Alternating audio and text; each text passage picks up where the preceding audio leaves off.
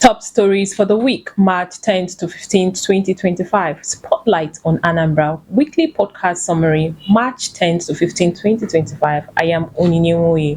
Welcome to Spotlight on Anambra, your number one weekly podcast powered by Anambranews.ng, bringing you the latest updates and major events happening across the state.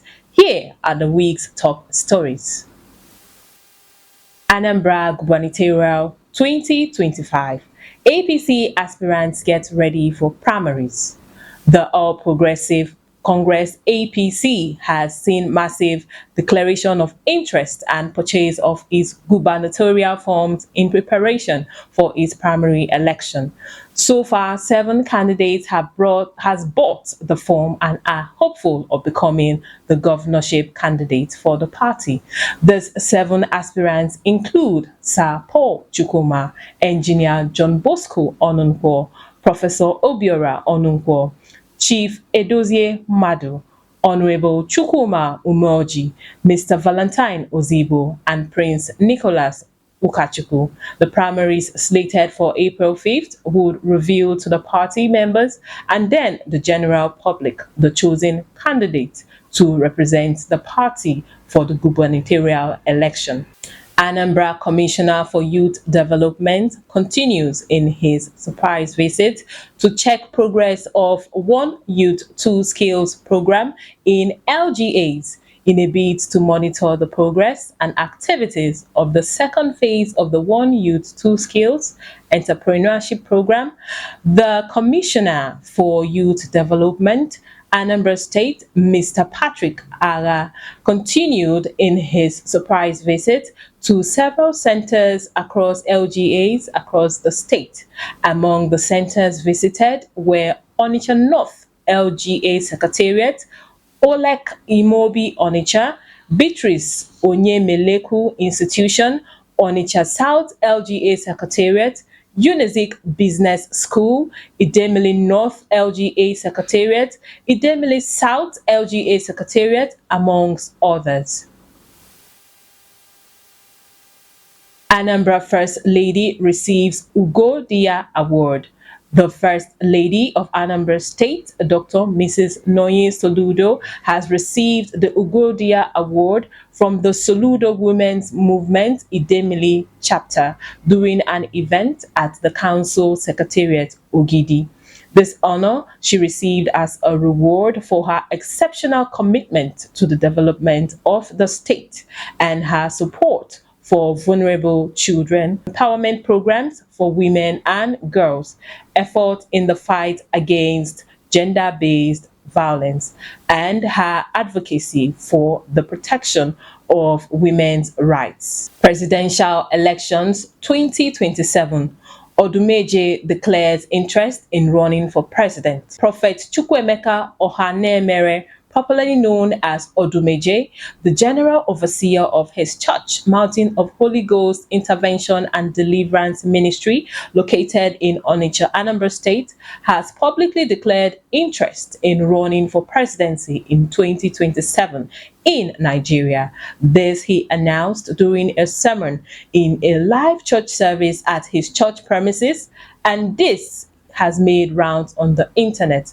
In his characteristic, energetic, and dramatic style, Odumeje proclaimed that it was time for him to join politics, emphasizing the urgent need for young and digital-minded leaders to take charge of the political affairs of the nation. NGO suggests rehabilitation of juvenile offenders in Anambra State. A non-governmental organization, NGO, called the Anti-Kidnapping, Human Trafficking, Child Abuse and Drug Abuse Initiative, AKH Trakada, has urged the Anambra State government to take immediate steps to rehabilitate children involved in juvenile offenses. On Wednesday, March 12, 2025, reacting to a viral video of 9 children arrested for crimes including burglary, theft, drug abuse, and robbery, the executive director of the NGO, Mr. Belonwu Eze Anyeche, called on the attention of Anambra government towards the situation.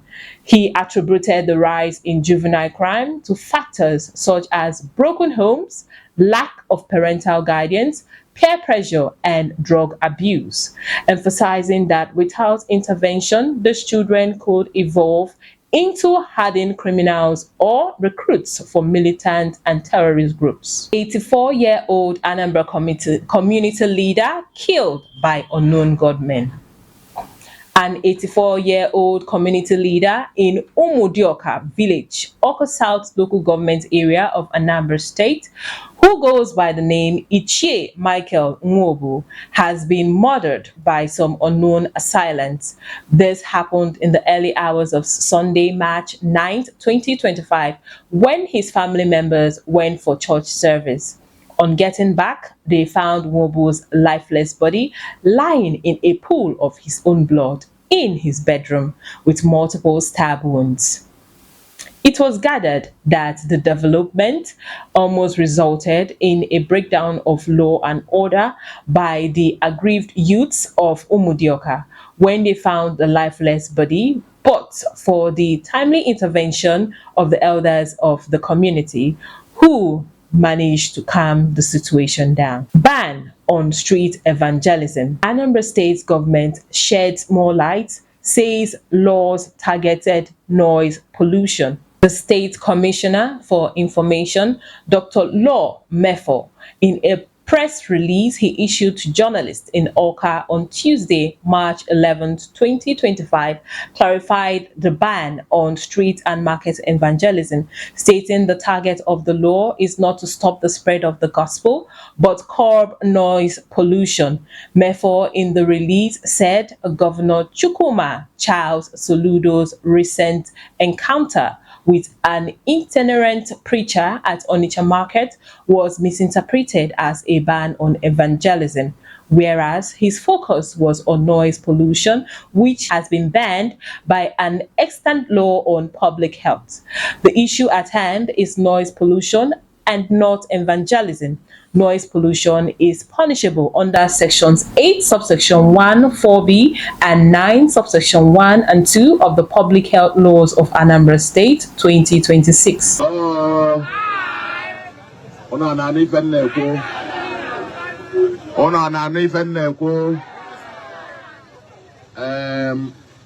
are you doing there? What are you doing with the microphone, with the loudspeaker?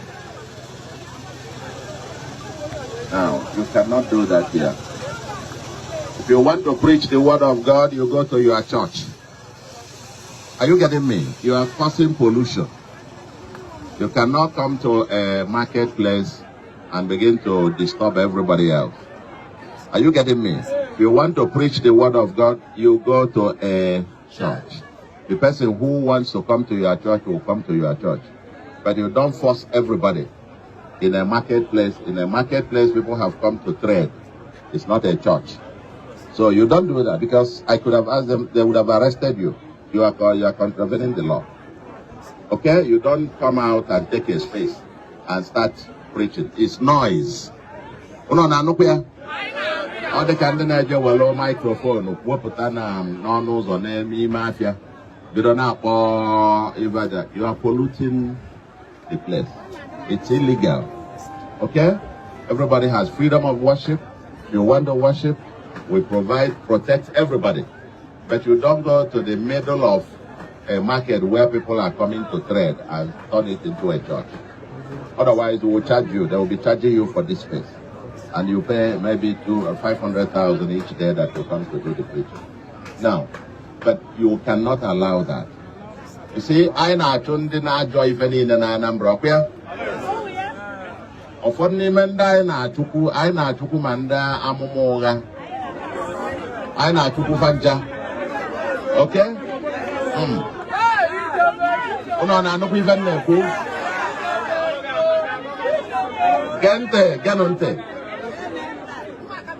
Ganonte. If this day you took your microphone, your loudspeaker, on here in front of somebody's later. This loudspeaker, as it blasts, is touching people's eardrum. Onye nona could this loudspeaker. On Noya for about 3 months. Do you understand the reason why we stop these things from being played in the markets? Because the noise pollution, because this person, you've kept the loudspeaker beside her shed, has no choice now.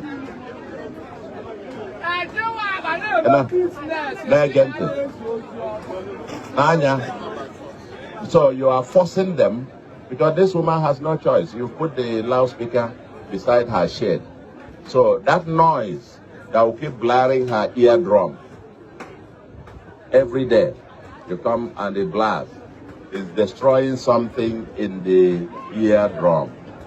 What we're saying, if you want to preach, go to a church, or you go and hire a field, okay, so that anybody who wants to listen to you can come and listen, and those who don't want to stay near the loudspeaker can go away. But when you come to the market and put the loudspeaker, the person, all these people around here, you are destroying their eardrum. Are you getting me? Yeah. We'll say to everybody, let's preach the word of God, but not by force. Huh? They have come here to sell, to find something to feed their children. You don't force them. This thing keeps blaring their eardrum. By the time on a low 50, 60 years, or that no longer able to hear well. When you are talking to them, you say, Omar even man, Omar no loudspeaker do we na kuke we na where's the internet na oka esikumo ka potakita. Mana ni mo no ka kaije. And I cook every day. But all by choice. Okay? By choice. No na even nepo. I na say na Anambra gadelele ma. Ndene na me hu ara. Onye ọbụla ọsọ. Ndị eze nwanyị gịnị ọsọ. Ndị oke ite gịnị. Ndị na-agwọ ajọ ọgwụ gịnị. Maka na Anambra ga-adị ọcha. Anambra ga-adị mma. Ụlọ na anụghị ibe na-ekwu. Ndị eze na-aba na-analụ mmadụ lọ. Bịa ịnọkọta. Mgbe bịa ka m yie ka m metụ ya nwa obere ka m oje ribe ife. A na-analụ mmadụ lọ. Ndị amụma ụgha niile ka anyị ga-atụsịsị n'obodo a. Maka na ebe a bụ Anambra, aka aja na-eme gịnị? You know? So, welụ ife a na-awụghalị. Anafemi ndị landlord, emesịa akwa ịgwa ndị landlord. Gị na landlord ga-akpa ya. Maka landlord lụrụ ụlọ. Anambra youths and delegates take tour round Governor Soludo's project in Anambra State.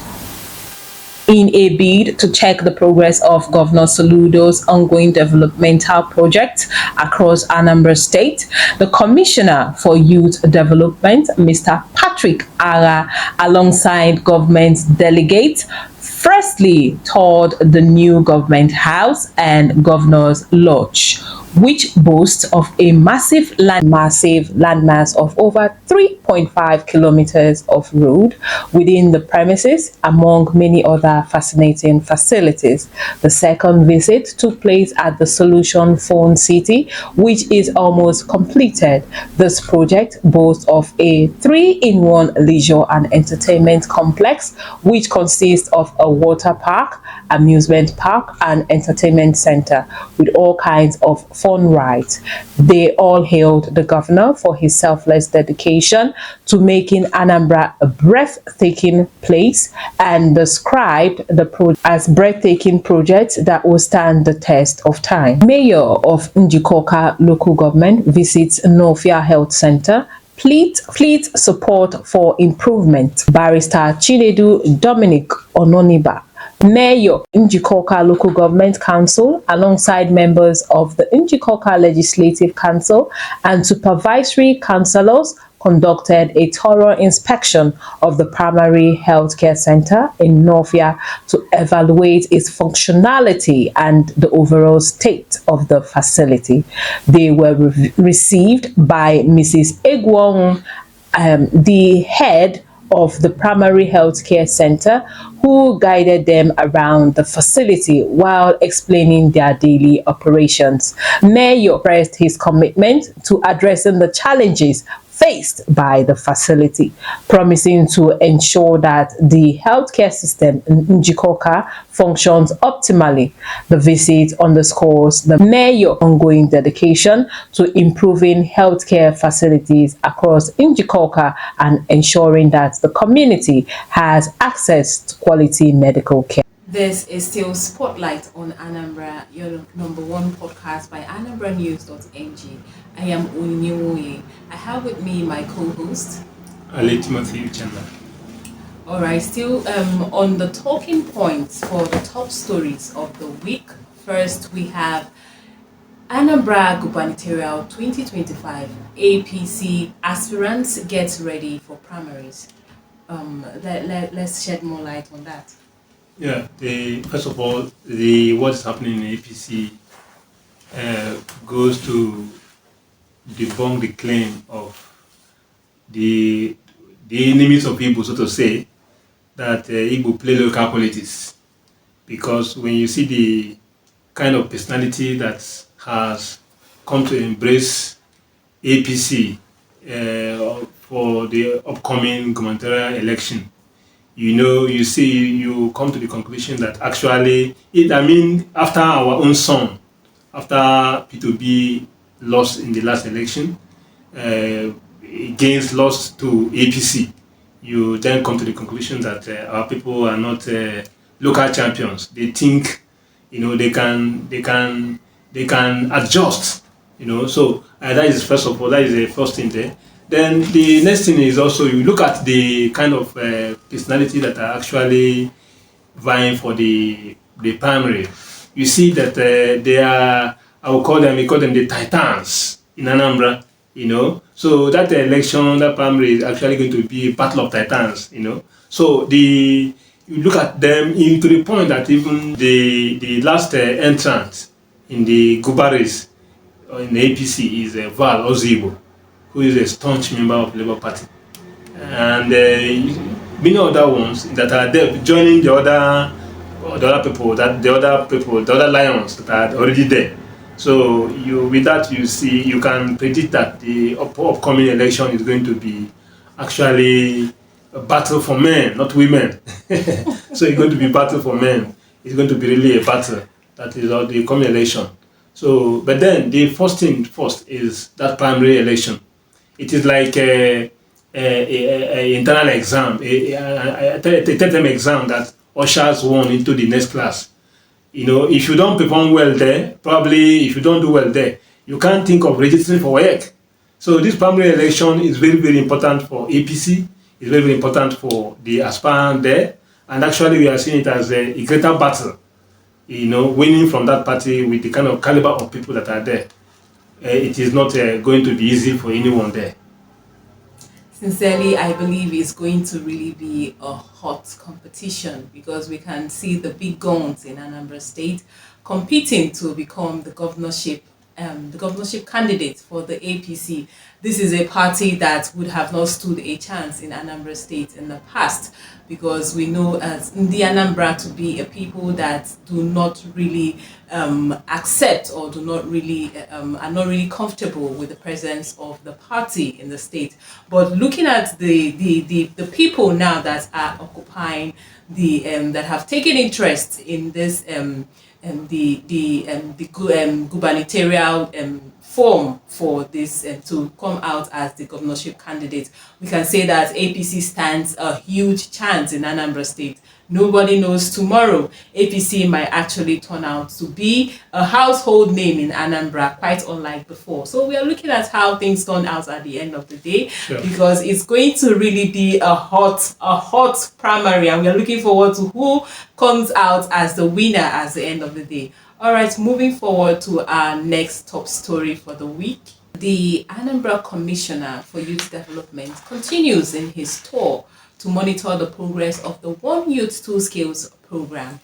I think I like this. I really do like this, since I think we have been talking about the issue of supervision, which is very essential. That after these policies have been put in place, after they have been implemented, there's a need to supervise, to actually find out the progress of this developments that have been put in place, to find out their progress, to know how well they are doing. I commend the government, I commend the youth commissioner, and I believe it's very necessary, because most times when they don't go for supervisions, most times when they decide to sit back and just let things take its own flow, we find out that at the end of the day, the main reason for the setting up of these projects might not be achieved.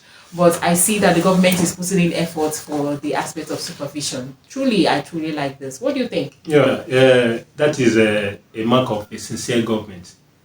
Monitoring is very important in project execution. When you set out a project like this, you need to monitor it. Not just monitor it, but also you get a feel of the field experience, what is happening there. And probably, I'm sure that when the commissioner go to those places, he is also he will also try to get feedback from the people that are beneficiary in this project. So it's a good one, very very good one. It's a very good one, and I encourage other commissioners, other people working with the governor, to ensure that they do the same. They try to ensure that the message they send is getting the way they want it to go. Exactly. It's very, very important. And with that, you can agree with me that anybody that is involved in the training that hear that commissioner is coming will sit up. Not just that when they hear it, if they knew from onset that the commissioner will be coming to mentor them, they will get their loan. They will be on their toes from the beginning. But when they feel that it is unaware, if they know that it is just like throw the corn to the fowl, without following up, they will just see it as a Nigerian thing. yes. So I quite agree. I quite appreciate the effort of the commissioner in this regard. Okay, moving further to another top story for the week. We have Anambra First Lady receives Ugodia Award. Okay, this is something I think is well deserved, because the house of the First Lady of Anambra State is not a silent one. She has truly been by her husband's side, ensuring that development is actually taking place in Anambra State. We see her through her Noye Soludo's healthy living lifestyle. And she's not just pushing it out for the women alone to do this. She's ensuring that she herself partakes in these activities to show the women that it's not just for you, it's also for me. What is good for me is good for you, and what is good for you is good for me. And we also see her in so many other areas. She ensures that she goes with her husband to checkmate on activities of progress of development that's going on in Anambra State. And in her own office, she sets up a lot of projects and ensures that they are achieved. So I feel it's a well-deserved award coming from the women of the Ogiri chapter, coming from that aspect. So I feel it's a well-deserved. Yes, it's a good one. One of the problems when we talk about people not even in government, or people who are giving work, not doing their work very well, is when they see that those people they are doing those things for are not not appreciating it. So I think this award is a very good one, as it will spur the wife of the governor to do more. Yes. It shows that it is going to send him a clear message that, ma, what you are doing, we like it. Keep it on. And I'm sure she's going to do more. But if she is doing it and nobody is appreciating it, at a point she will start to ask herself, am I sure that people are even receiving what I'm giving them? So it's a very nice one. It's a very nice one. And I think we encourage more people to do the same, not just to the wife of the governor, but anybody that you see is doing something right and you like it, find a way of appreciating the person. Course, yes. Yeah, that is the kind of where it's a very good thing for our society. All right, moving further to another top story for the week. We have presidential elections 2027. Odumeje declares interest to run for president. I don't know if I'm right to laugh about this or if I should just say no comment. I'm actually laughing too, but it is better to laugh than to cry. Okay. You know, Odumeje is a Nigerian. You know, he has the full right to vote and to be voted for. So if he declares for presidency, nothing bad about it. I think he should be encouraged. He shouldn't be encouraged. After all, there are many people who have made attempts in the past and they didn't succeed. So those people we think are big fish in politics, they made attempts and they didn't succeed. Who knows what this may turn out? But then we also recall that some time ago there are also pastor like that came up and said that God told him that he was going to be president of this country. What happened to that prophecy or dreams or whatever that may have been coming from? I don't know. Maybe it is still going to come to pass. But then for me, if we were to just say want to be president of this country and he followed the right step, he has the right to do that after all. Of course. It's a welcome development, so to say. Okay. Like you said, and of course, who am I to judge or make conclusions? Because he's a right standing citizen of Nigeria, and he has his rights, he has his privileges, he's free to contest for elections. So if he decides he wants to run for the presidential race, he's free, of course. He has the right to contest, and if he wins at the end of the day, we'll accept him as the president of Nigeria, of course. Yes. So that's his decision, and if he goes ahead with it, fine. All right. So moving over to another top story for this week. NGO suggests rehabilitation of juvenile offenders in Anambra State. Okay. I think they are in the right standing to suggest this, because we find out that most of those juvenile offenders are people coming from broken homes. They are children that will probably have been lost out to the streets. They are children that have been neglected. They are children that have not really been brought up morally. They are children that have been abandoned emotionally. So most of these children fall victims of victims of bad people that recruit them to turn to bad people in turn. So I don't think it's actually the fault of those children, but it's coming more from the influence that they get. So for them to end up being juveniles, it's right for the state government to look into the aspect of rehabilitating these children, encouraging them moral-wise, psychologically wise, for them to come out to be respectable citizens in the country, for them to forget their old ways and take up new ways of being good individuals in the society. I support this NGO in their cause. And what do you think? Yeah, it's a good one too. It's a nice suggestion to the government or even the society in general, because sometimes everybody, especially when you talk about juvenile, it means they are not of age. They are not grown to the age of making the right decision, and maybe along the line they were caught up by wrong people.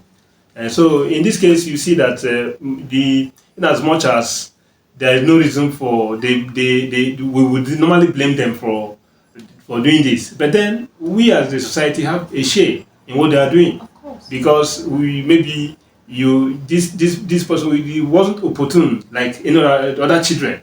You imagine a kid staying in the house when his fellow children have gone to school, yes, and when he stays in the house, maybe his friend like him visits him, and they go out or they play around. What do you expect? At the point you start seeing, they may see something that somebody kept by the roadside, that they pick it, and that it may start from there. So since they are still juvenile, they are still young, there is still hope that if they are given the right training, the right orientation, they may change and become a better person in the society. Even to the point that they may turn out to be kind of person we never expect, even better than those that are actually better trained. That's true. Yeah. That's true. That's very true. I think the government should look deeply into this because it's very necessary to save our young children. A lot of them, it's not their fault actually. It's actually the fault of their family. Yes, but and again, another thing that is important is also for government to look into what led to that, what led them to that at first place, and also try to avoid other children being coming up to that yes, situation. yes. So that's Okay, so moving further to another top story for the week. Anambra youths and delegates take a tour around Governor Soludo's projects.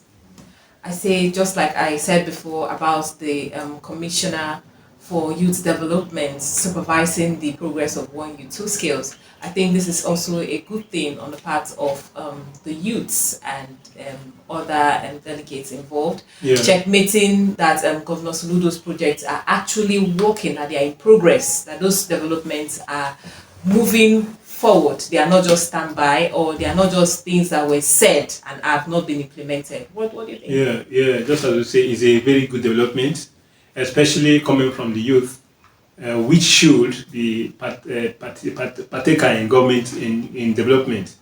There is this saying in Igbo adage, one Igbo adage that says that "Awo to onye horo na weke." So they are going around to see this thing is to prove he is going to confirm, or either to confirm or to disprove that what we have been hearing in news, or what they have been hearing in news is true or false. Yes, that these projects are standing projects. Yeah. So I believe that having thought and seen all these projects with their eyes and touching and feeling them, they will come back with conviction that yes, the governor did this as people have, and they can also become an advocate in saying that actually all these things we are hearing, Sulu actually did it. So it's a very nice step, especially coming from the youth. It's a quite very nice development.